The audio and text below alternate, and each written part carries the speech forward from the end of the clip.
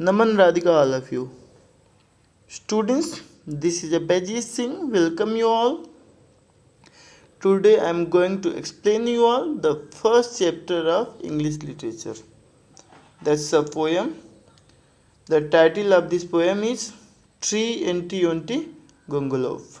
This is a very interesting poem. Before begin this poem, let's know a little about its poet. Clarence Mitchell James Stanislaus Denis was the poet of this poem. He was better known as C.J. Denis. इनको मतलब ये C.J. Denis नाम से famous है, मतलब इनको C.J. Denis भी बोला जाता है. He was an Australian poet known for his humorous poem. ये एक ऑस्ट्रेलियन पोएट हैं और ह्यूमरस पोएम के लिए जाने जाते हैं. Humorous poem means funny poem. Okay. His all works were published in the early 20th century. Thomas Dennis work is less well known today. देखिए, इनकी जो भी कृतियां हैं, जो भी वर्क्स हैं, जो भी रचनाएं हैं, वो 20th सेंचुरी के प्रारंभ में ही पब्लिश हुई थी, जिसकी वजह से इनकी जो भी वर्क हैं, जो भी इनकी पोएम्स हैं, जो भी इनकी कृतियां हैं, उनको आज कम जाना जाता है. मतलब हम लोग कम इनके बारे में जानते हैं, इनके पोएम के बारे में, या फिर इनकी जो भी स्टोरीज हैं, कम हम लोगों द्वारा पढ़ा जाता है. अब देखिए, his 1916 publication of the sentimental block sold 39,324 copies in its first year. देखिए, इनकी एक रचना थी जो 1916 में पब्लिश हुई थी, जिसका नाम है द सेंटिमेंटल ब्लॉक. ये पहले ही साल जो है 39,324 कॉपीज जो है इसकी सेल हुई थी, जिसकी वजह से by 1917 he was the most prosperous poet in Australian history. जिसकी वजह से 1970 तक ये ऑस्ट्रेलिया के सबसे प्रॉस्परस पोएट बन गए थे. प्रॉस्परस मीन्स आप बोल सकते हैं धनी, रिच पोएट हो चुके थे. Now let's start this poem. There's a very funny insect that you do not often spy, and it is not quite a spider and it is not quite a fly. देखिए, एक बहुत ही funny तरह का insect है. Insect मतलब कीट. एक बहुत ही फनी कीट है जिसे आप प्रायः नहीं देखते हैं. ये मकड़ी बिल्कुल नहीं है, मतलब ये स्पाइडर बिल्कुल नहीं है.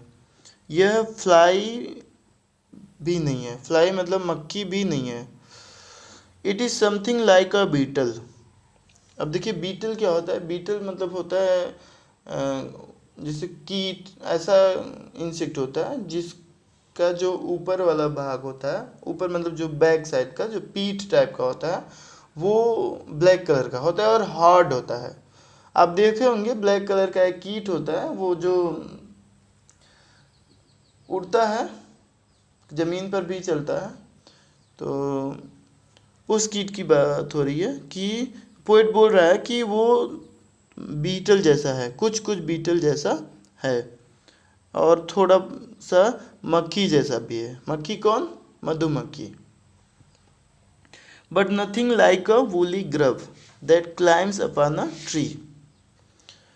अब ये कहा जा रहा है कि लेकिन वो वूली ग्रब बिल्कुल नहीं है, मतलब वूली ग्रब जैसा नहीं है जो पेड़ पर चढ़ते हैं. मतलब कि आप वूली ग्रब समझ रहे हैं, एक तरह का लार्वा होता है वो बीटल जो आप देखे होंगे कि ग्रीन कलर का होता है, पतला सा ही होता है और छोटा सा ही होता है, जो चढ़ता है पेड़ों पे।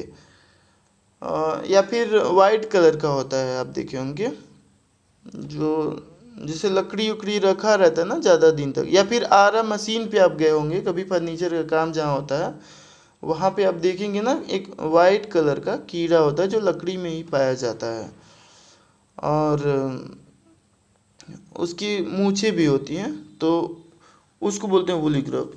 तो ये पोएट ये बोल रहा है कि यह वूली ग्रब बिल्कुल नहीं है जो पेड़ों पर चढ़ते हैं, मतलब जो पेड़ वाले वूली ग्रब होते हैं वो बिल्कुल नहीं है। इस name is quite a hard one but you will learn it soon, I hope.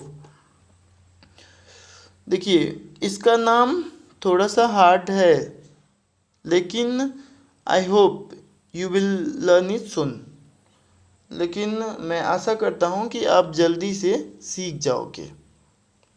क्या? इसका नेम, किसका नेम? जो इंसेक्ट है, जो फनी इंसेक्ट है उसका नेम। सो ट्राई, तो चलिए कोशिश करते हैं। Triantiwontigongolope, triantiwontigongolope. मतलब कि इसका नेम बोलना है, थोड़ा सा हार्ड है, तो इसका नेम क्या है? Triantiwontigongolope. Now read the second stanza. It lives on weeds and wattle gum and has a funny face. Its appetite is hearty and its manner a disgrace. देखिए, अब ये कहा जा रहा है कि it lives on weeds and wattle gum, ये weeds और वेटल गम पर ही रहता है। मीन्स, देखिए, वीट्स मीन्स होता है अनवांटेड प्लांट्स। अनवांटेड प्लांट्स मतलब कि वो पौधे जो जैसे जो अनचाहे हैं, जो ऐसे उग जाते हैं, जैसे घास फूस नहीं होते हैं वो, तो उस तरह के पौधे।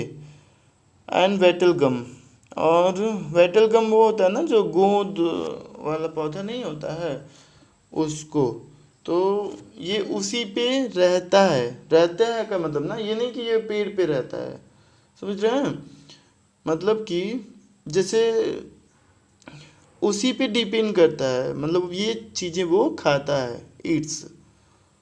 समझ गए? जैसे हम लोग बोलते हैं ना कि आज हम सिर्फ केला और दूध खाए हैं, मतलब व्रत में लोग क्या करते हैं, उसी पे रह जाते हैं ना, तो वही कहा जा रहा है कि it lives on weeds and wattle gum. तो ये क्या करता है? वीट्स और वेटल गम ही खाता है। And has a funny face, और इसका जो फेस है थोड़ा सा अजीब है, मतलब अजीब तरह से ये दिखता है। Its appetite is hearty and its manners a disgrace. देखिए, its appetite, appetite means hunger होता है, जैसे भूख, भूख। तो इसकी भूख जो है बहुत हर्टी है, हर्टी मतलब बहुत बड़ी है। देखिए, ये क्या खाता है? ये ना वीट्स और वेटल गम। तो इसकी जो भूख है बहुत बड़ी है।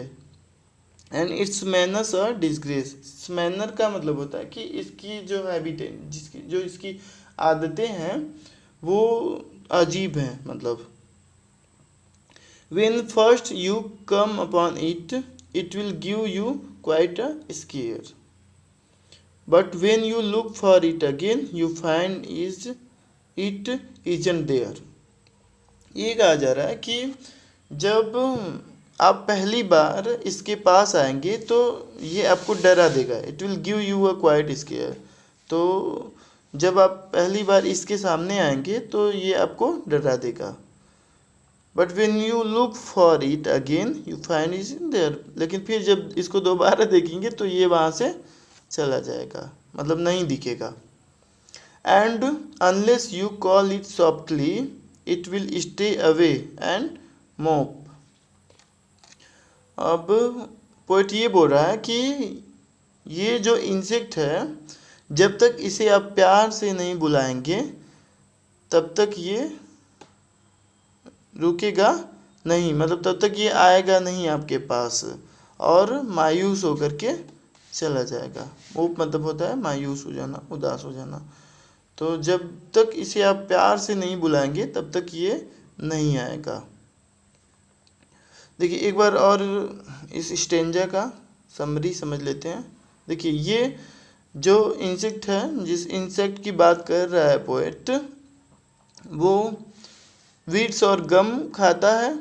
इसका चेहरा थोड़ा सा अजीब है, इसकी भूख बहुत बड़ी है, ये अजीब तरह से हरकतें करता है। जब आप इसके सामने जाएंगे पहली बार तो ये आपको डरा देगा। डरा देगा का मतलब ना कि इसको देख के डर लग जाएगा, लेकिन जब फिर दोबारा इसको देखेंगे तो ये वहाँ से उड़ जाएगा, नहीं रहेगा। मतलब जब आप इसको प्यार से नहीं बुलाएंगे तब तक ये आपके पास नहीं आएगा। सो ट्राई, मतलब चलिए फिर ट्राई करते हैं, कोशिश करते हैं क्या इसका नाम बोलना। तो triantiwontigongolope. Now the third stanza. It trembles if you tickle it or tread upon its toes. It is not an early riser, but it has a snubbish nose. देखिए ये कहा जा रहा है कि it trembles if you tickle it. Tremble मतलब होता है जैसे कांप जाना, यानी कि डर जाना या घबरा जाना। तो ये क्या होता है कि ये घबरा जाता है। इफ़ यू टिकल इट, अगर आप इसको छुएंगे ना तो ये डर जाएगा, या इसको गुदगुदाएंगे, इसकी टोच को छुएंगे तो ये घबरा जाएगा, डर जाएगा। It is not an early riser, ये जो है अर्ली राइजर नहीं होते। अर्ली राइजर मतलब ना सुबह जल्दी उठने वाले नहीं होते हैं। But it has a snubbish nose, लेकिन जो इनकी नाक होती है ना वो लंबी होती है, मोटी होती है, मतलब इस तरह के ये इंसेक्ट हैं। If you snare it at it or scold it, it will scuttle off in seam.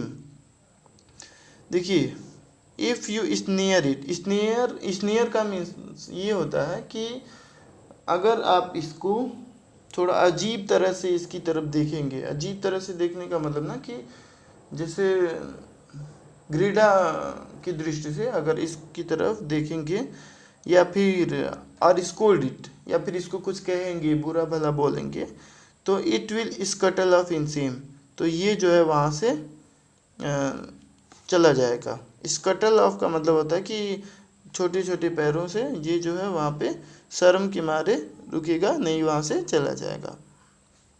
But it purrs and purrs quite proudly if you call it by its name, and after its some sandwiches of sealing wax and soap.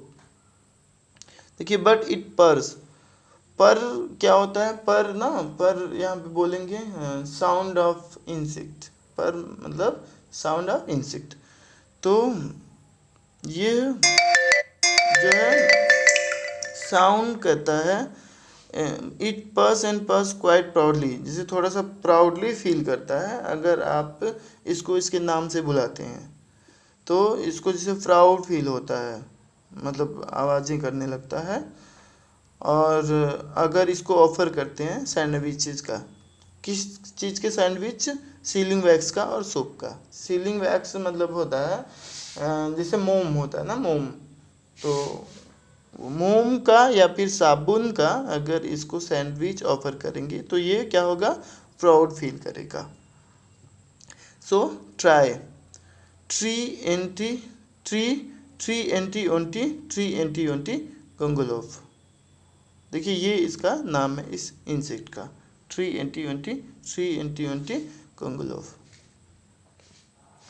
Now let's read the last stanza of this poem. Now poet says, but of course you haven't seen it, and I truthfully confess that I haven't seen it either, and I don't know its address. देखिए अब poet ये बोल रहा है ना कि लेकिन क्या है कि आप इसको देखे नहीं होंगे,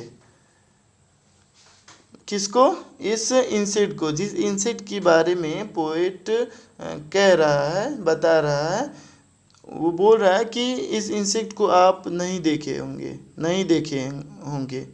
और आई ट्रूथफुली कॉन्फेस दैट, और मैं भी, सही कहें तो मैं भी इसको नहीं देखा हूँ कभी भी, मतलब इस इंसेक्ट को नहीं देखा हूँ। एंड आई डोंट नो इस एड्रेस, और ना ही मैं इसका एड्रेस जानता हूँ। एड्रेस मतलब कि ये कहाँ रहता है ये इंसेक्ट, मैं इसके बारे में भी मुझे कुछ पता नहीं है। For there is not such an insect, though there really might have been if the trees and grass were purple and the sky was bottle green। देखिए, वो ये बोल रहा है कि क्योंकि देखिए, मैंने भी इसे नहीं देखा है, आप भी इसे नहीं देखे होंगे, कोई नहीं जानता है इसका पता। क्यों? क्योंकि for there isn't such an insect, क्योंकि इस तरह का कोई इंसेक्ट है ही नहीं। ओके, इस तरह का इंसेक्ट कब होगा? जब there really might have been if the trees and grass were purple. इस तरह का इंसेक्ट तब होगा जब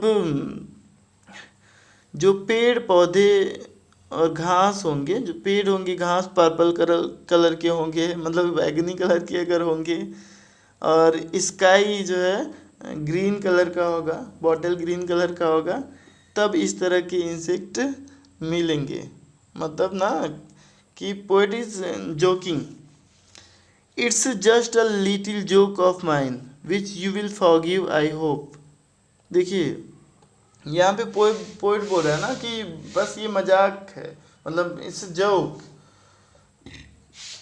there is no such an insect like this, it's just poet's imagination.